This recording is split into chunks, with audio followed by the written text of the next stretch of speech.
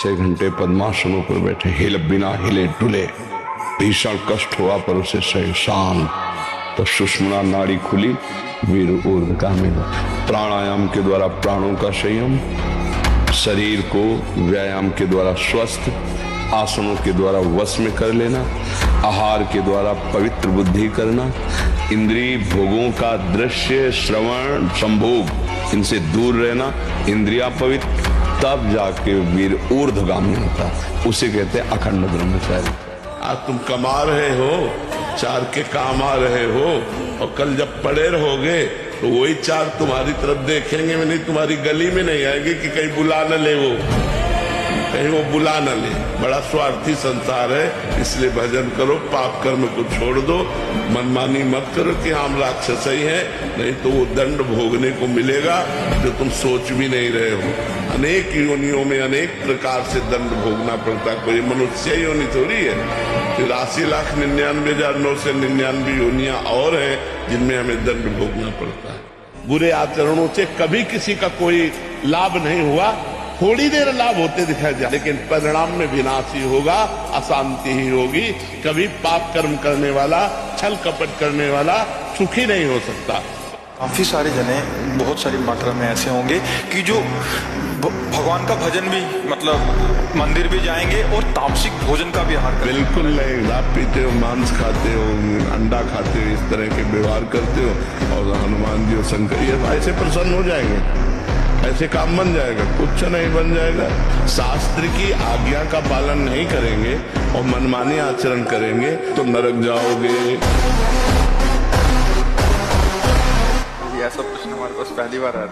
राधे राधे महाराज जी, आप कोटि महाराज जी, मैं हर रोज भगवान के पवित्र नाम का 1.25 घंटा करता हूँ और आपका सत्संग सुनता हूँ, इस इच्छा से कि मेरा एक दिव्य एवं शाश्वत लोक में चक्रवर्ती सम्राट की तरह मेरा जीवन हो और हजारों लाखों सुंदर मेरी रानियां हो। तुम चिंता मत करो, तुम केवल राधा राधा बोलो। वृंदावन में बैठ के कह रहा हूं, गारंटी हम लेते हैं, जिम्मेवारी हमारा इष्ट लेता है। तुम केवल राधा राधा जपो, तुम्हारा परम मंगल परम कल्याण हो जाएगा, चाहे तुम घोर भी सही क्यों ना हो। तुम सिर्फ राधा राधा रटो, छोड़ो अन्य सब छोड़ो कि क्या साधना बनती क्या नहीं। राधा राधा राधा राधा, अगर ठाकुर जी मिल न जाए तो हमसे। हमारे बंधन का कारण ये मन है। ये मन जब विषयों का संकल्प करता है, इंद्रियों के द्वारा विषयों की चेष्टा करता है, विषयों का ही विचार करता है, विषयों का ही चित्त के द्वारा चिंतन होता है, यही हमारा बंधन है। और यही मन जब प्रभु का चिंतन करता है, इंद्रियों के द्वारा सारी चेष्टाएं प्रभु के लिए होती हैं, तो यही मन भगवत स्वरूप हो जाता है, यही परम पद का अधिकारी हो जाता है, यही मन कृष्ण स्वरूप हो जाता है। मन को शासन में लिया जाए, इसका उपाय क्या है? ये मन तो बड़ा चंचल है, भजन में तो लगता नहीं, तो इसका क्या उपाय है कि इसको शासन में लिया जाए? तो कह रहे हैं सत्संग इसकी सहायता करता है मन को विषयों से हटाकर प्रभु में लगाने। जो रोज सत्संग सुनते हैं, अगर मनन करेंगे, सच्चे महात्मा बन जाएंगे, चाहे गृहस्थ हो चाहे विरक्त हो। रोज हमारी कमियां हमारे सामने आती हैं, रोज महापुरुषों के अनुभव हमको उठा रहे हैं, हम जान नहीं पा रहे, लेकिन हमको उठा रहे हैं अध्यात्म की तरफ। जैसे कुसंग हम जान नहीं पाते, रोज हमें नीचा गिराता चला जाता है, ऐसे सत्संग रोज हमें ऊंचा उठाता चला जा रहा है। तो बोले सत्संग जिसके जीवन में है, हरि भजन का स्वभाव बन जाता है। हरि भजन रूपी साधना, सत्संग रूपी सहायता से मन को वश में किया जाता है।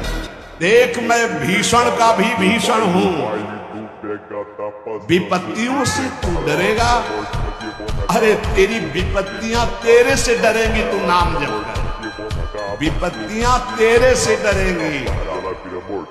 किडनी भी कहेगी कि गलत जगह फेल हो गई, दूसरी जगह फेल होना था, ये कहां फंस गई है? ब्रह्मचर्य पर बोलने की सामर्थ्य तुम्हारी नहीं। तुम ब्रह्म के ज्ञाता नहीं हो, तुम शास्त्र के ज्ञाता नहीं हो, तुम डॉक्टर हो केवल अंगों के, शरीर के, बाह्य एक ढांचे के, वो भी सूक्ष्म शरीर के नहीं, केवल स्थूल ढांचे के हो। तो स्थूल ढांचे की आपको सुधार वाली बात बतानी है। ब्रह्मचर्य नाश करना, ये तुम कौन से सिद्धांत से बोलते हो? किस सिद्धांत से? छोटे छोटे नवीन अवस्था के बच्चे तुम्हारी बात मान करके और नष्ट होते चले जा रहे हैं। 8-8 बार 10-10 बार वो ऐसी चेष्टाएं करके इस दशा को प्राप्त हो गए कि सामने आके कहते मुझे बचा लीजिए, नहीं मैं अपना शरीर दे, नहीं। तो बोले भगवान कितने में मिलते हैं? तो संख्या में सुन लो, 8 करोड़ में साक्षात सामने सियाराम राधे श्याम शिव पार्वती जो चाहोगे वो खड़े हो जाएंगे। 8 करोड़ नाम जप करो और वो वाणी का सत्य वक्ता हो जाता, जो बोलेगा वही होगा। 8 करोड़ नाम जप करने वाला साधक जो बोलेगा, जाओ तुम्हारा मंगल हो जाए, मंगल जाओ तुम्हें भगवान का साक्षात हो जाए। ऐसे साक्षात्कार होता है। ये जो शुक्रपात, वीरपात, वीर स्खलन, स्वप्न दोष जिसे कहा जाता है, ये दैहिकी वीरपात और व्याधिकी वीरपात। दैहिकी वीरपात जो स्वाभाविक हो जाता है उसमें बिल्कुल आपकी हानि नहीं, कोई दोष नहीं। और जो ये व्याधिकी वीरपात है ये बहुत हानिकारक है, ये आपके जीवनी शक्ति को नष्ट कर देने वाला है, इसलिए इससे सावधान रहे। ब्रह्मचर्य को महान आशीर्वाद है भगवान का। आपसे कोई और साधन न बनता हो, यदि ब्रह्मचर्य है, एक अपार शीतलता, कोई भी रोग तुम्हें परास्त नहीं कर सकता। सच्ची एक नवीन उत्साह, बुखार है, किडनी फेल है, दर्द है, एक नवीन उत्साह, एक नवीन बल तुम्हें कहीं झुकने नहीं देगा। जो बनना चाहते हो वही सोचो, जो सोचोगे वही बन जाओगे। मस्त रहो। विवेकी वही है जो संतुष्ट है इनके लोग, हर स्थिति में मन को प्रसन्न रखता है, और मन को प्रसन्न वही रख सकता है जिसे भगवान का भरोसा है। जय पराजय में, लाभ हानि में, सुख दुख में समान भाव रखकर हम अपने कर्तव्य का पालन करें, हम अपने कर्म को करें। कायर बन के बैठने के लिए ना गीता जी बोलती है और ना कोई भागवतिक उपदेश है कि आप कायर बन करके भगवान के भरोसे बैठ जाओ। ऐसा नहीं है, कायर नहीं, अपने कर्तव्य का पालन करो और जय पराजय में, लाभ हानि में, सुख दुख में भगवान के विधान को मानो। यदि राधा नाम जब चल रहा है तो आप ये समझ लो किसी का साप आपके ऊपर लागू नहीं होगा।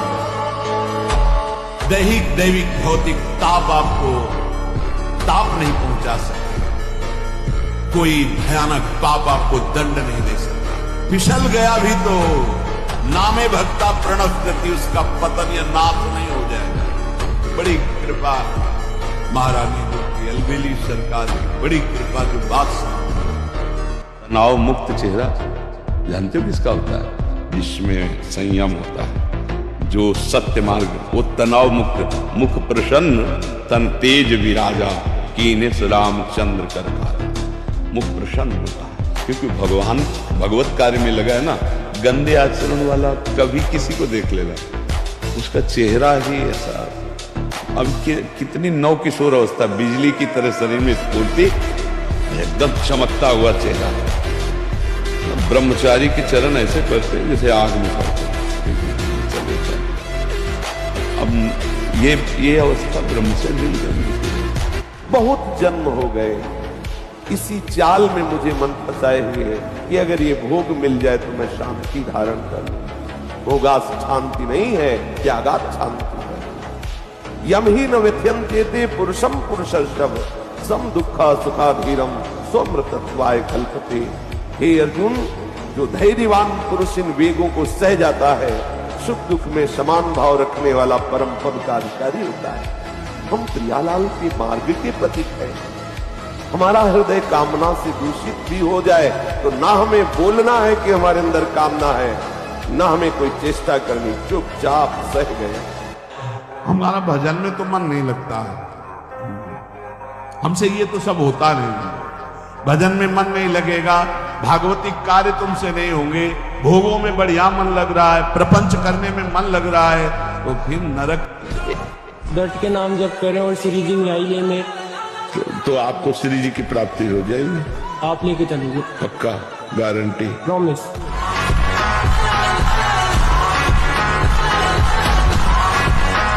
सही चलने की यही परीक्षा है। जब हम सही चलें और हमें गलत कहा जाए और हम अपने मार्ग से हिले नहीं, हमारे साथ गलत किया जाए, गलत कहा जाए और हम सही चल रहे हैं, हम सही ही चलें, यही हमारी परीक्षा है। ये थोड़ी कि हम दुखी हो जाए बैठकर रोने लगे।